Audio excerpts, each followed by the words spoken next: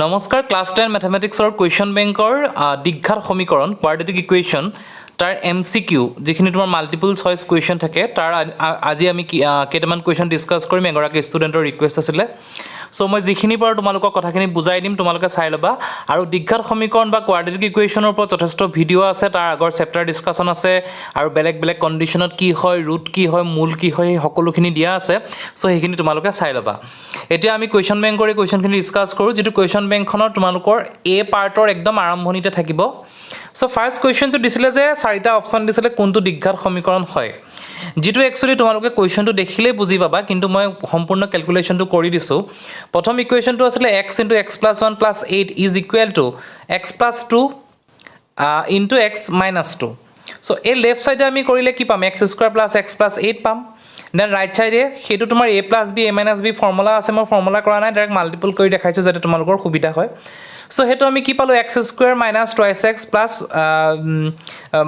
2x - 4 এটা লেফটটো x² আছে ৰাইটটো আছে আমি x² ক্যান্সেল কৰিব পাৰো আৰু then 2x - 2x plus 2x আছে হেতুটো ক্যান্সেল হ'ব সো আলটিমেটলি আমি x ৰ ভ্যালুটো পালো -12 যত কোৱাড্ৰেটিক ইকুৱেশ্যনৰ কাৰণে কি লাগিছিলে যে x টো স্কয়াৰ হ'ব লাগিব আৰু x ৰ যেটো সহগ থাকে বা কোএফিচিয়েন্ট অফ x যেটো আমি a বুলি কোৱা যায় নৰমালি so a is not equal to 0 a কেতিয়াও 0 হ'ব নোৱাৰিব গতিকে ইয়াত a তোমাৰ x² কোনো টাৰ্ম অহাই নাই সহগ অহাই নাই গতিকে এটো কেতিয়াও কোৱাড্ৰেটিক ইকুৱেশ্যন হ'ব নোৱাৰে নেক্সট কুৱেশ্যনটো আছে x² + 1/x² = 5 সিম্পল এটো আমি যদি ক্যালকুলেশন কৰো তেতিয়া আমি x⁴ পাম x⁴ পোৱাৰ পিছত কোৱাড্ৰেটিক ইকুৱেশ্যন হোৱাৰ কোনো চান্সই নাথাকে দেন নেক্সট আমি কলো x² - 2x √x - 5 = 0 বহুত ষ্টুডেন্টে এটো অকমান কনফিউজিং হয় এটো কাৰণে মই ডিটেইলছত দি দিছো এইটো so x² - twice of x টোক আমি কি কৰিব পাৰো √x * √x মাল্টিপ্লাই কৰিব পাৰো then minus of √x - 5 = 0 then x² - √x আমি কমন ললো দেন twice of √x + 1 - 5 = 0 ইয়াত সো x² আছে দেন নেক্সট তোমাৰ x ৰ কোনো টাৰ্ম নাই তোমাৰ কেতিয়াও কোৱাড্ৰেটিক ইকুৱেশ্যন নহয় এটা লাষ্টত দিয়া আছে x² + 6x - 4 = 0 হেতু কোৱাড্ৰেটিক ইকুৱেশ্যন হয় তোমাৰ দেখা দেখি ওলাই আছে গতিকে হেতু আমি এটা কোৱাড্ৰেটিক ইকুৱেশ্যন হিচাপে কনসিডাৰ কৰিব পাৰিম আমি এটা নেক্সট পাৰ্টত যাম নেক্সট দিয়া আছে x² + 6x + 5 = 0 দীঘঘাত সমীকৰণৰ মূল কেইটা কি হয় সো এনেকুৱা কুৱেশ্যনৰ কি হয় যদি তোমালোকৰ অনলি টাৰ্ম কেইটা থাকে জেনাৰেলি যেটো আমি ফেক্টৰাইজেচন কৰো উৎপাদক বিশ্লেষণ কৰি উৎপাদকীকৰণ হেতু হিচাপে কৰিবা সো x² + 6x + 5 = 0 ইয়াত আমি কি কৰিব লাগে + 6x + 5 = 0 সো হেতু আমি কি কৰিব পাৰো x² + 5x + x + 5 কৰিব পাৰো 6x ক আমি এনেকৈ ভাগ কৰিব পাৰো আৰু মাজৰ যেটো টাৰ্ম থাকে b যেটো টাৰ্ম থাকে হেতু তোমালোকে এনেকুৱাকে ভাগ কৰিব লাগিব যাতে হেতু তাৰ মাল্টিপ্লিকেশনটো a আৰু b a আৰু c মাল্টিপ্লিকেশনৰ সমান হয় এইটো বিষয় মই যথেষ্ট ডিটেইলছত পঢ়ুৱা আছে যদি কাৰোবাক লাগে কবা সো আলটিমেটলি আমি ইয়াৰ ভ্যালুটো পাম x = -5 - 1 হৈ গল গতিকে আমি নেক্সট পাৰ্টত যাও নেক্সট কুৱেশ্যনটো আছে যদি x² + bx + c = 0 মূল সমান হয় তেন্তে c ৰ ভ্যালুটো কিমান ইকুৱেল ৰুট সমান মূলৰ কন্ডিশনটো কি আছিল b² - 4ac = 0 simple c = b² / 4a কৰা আছে এখিনি আগত চাবা নেক্সট x² - 4x + p = 0 মূলবোৰ বাস্তৱ হয় যেন ৰিয়েল হয় তেতিয়া হলে কি হ'ব বাস্তৱ সংখ্যা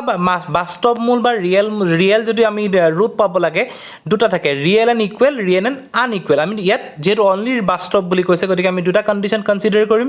সো b² - 4ac > 0 b কিমান আছে দিয়াত b মানে কি x ৰ হক -4b² - 4ac 4 টো আছে a হৈছে x² ৰ হক a মানে কিমান ইয়াত 1 আছে then c is a constant number c ইয়াত ভ্যালুটো কিমান থাকিব p আছে so 4² - 4 * 1 * p is > 0 so 16 - 4p > 0 ultimately p is <= 4 হেতু তোমালোকে ক্যালকুলেশনত ধৰিব পাৰিছা গতিকে এটো হৈছে তোমাৰ বাস্তৱ হোৱাৰ কন্ডিশনটো ইয়াৰ অপচন কিটা আছে তোমালোকে কোৱেশ্চন বেংকখন চালে পাই যাবা নেক্সট কুৱেশ্চন দিয়া আছে x² -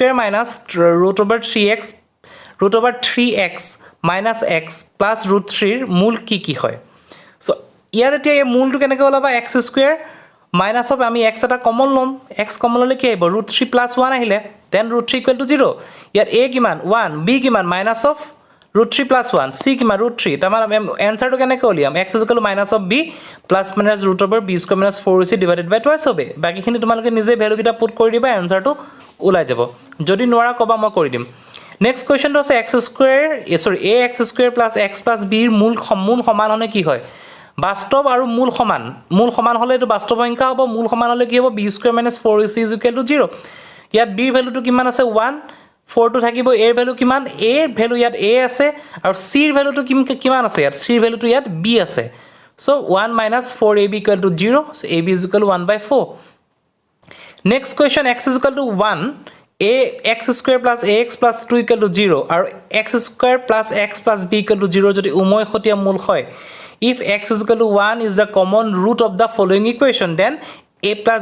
a into b কি হ'ব একদম সিম্পল কোৱেশ্চনটো যেটো ৰুট আছে তুমি বহাই দিয়া প্ৰথম ইকুৱেশ্যনত কি পালা a ভ্যালু পালা -1 নেক্সট সেম ৰুটটো যেটো উমৈহতীয়া ৰুট কমন ৰুট হয় একেটা জায়গাতে আহিব নেক্সট ইকুৱেশ্যনটোত বহাই দিলা দেন b ৰ ভ্যালু পালা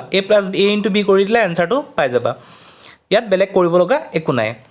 দেন ax² + 2x + a = 0 দুটা ভিন্ন মূল অলপমান ইম্পৰ্টেন্ট কোৱেশ্চনটো ভিন্ন মূল মানে এহতৰ দুটা যি দুটা ৰুট হ'ব বা যিকিটা মূল হ'ব সেইটা তোমাৰ বেলেগ বেলেগ হ'ব সমান হলে আমি কি ইয়াতে কৰিলো বেলেগ হলে দুটা কন্ডিশন থাকিব b² - 4ac প্ৰথমতে হেতু কন্ডিশন তুমি চাব লাগিব সেই বস্তুটো কি যেটো তোমাৰ ভেদ নিৰূপক বুলি কোৱা হয় সো ইয়াত কি হৈছে a = a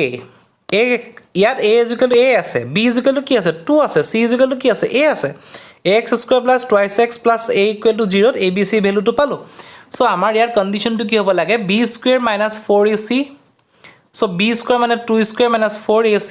a মানে a আছে c = a বহালো সো 4 - 4a² বাস্তৱ আৰু ভিন্ন মূল সো b² - 4ac =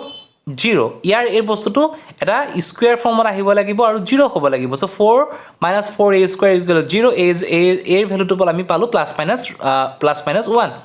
সিম্পল হয় গতিকে এইখিনি কোৱেশ্চন হয় আৰু অলপমান আছে মই নেক্সট পাৰ্টত এইখিনি কোৱেশ্চন কৰি দিম সো তোমালোকে চাবা নিজে কৰি মেলি আৰু যদি কিবা ডাউট থাকে মোক জনাবা আৰু দীঘঘাত সমীকৰণৰ যিখিনি একদম আৰম্ভণিৰ ভিডিও সেইখিনি তোমালোকে চাবা তেতিয়াহে তোমালোকৰ এই ৰুট কনসেপ্টটো মূলৰ কনসেপ্টটো ভালকে ক্লিয়াৰ হ'ব সো আজি ভিডিওটো ইমানখিনি থ্যাংক ইউ